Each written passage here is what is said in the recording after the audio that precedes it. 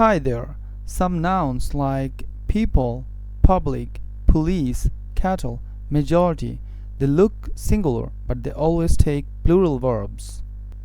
এই নাউনগুলো দেখতে সিঙ্গুলার হলেও এরা ভার্ব নেওয়ার সময় অলওয়েজ প্লুরাল ভার্ব নিয়ে থাকে। For example, police are controlling the traffic.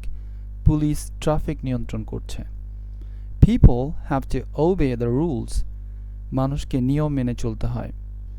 Cattle are grazing in the field. গরুগুলো মাঠে ঘাস খাচ্ছে।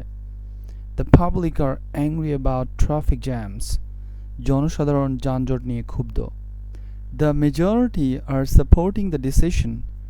অধিকাংশ মানুষ সিদ্ধান্তটিকে সমর্থন করছে। So, after these nouns, people, public, police, cattle, and majority, the verb will always be plural. I hope you understand. Thank you very much for watching. Happy learning.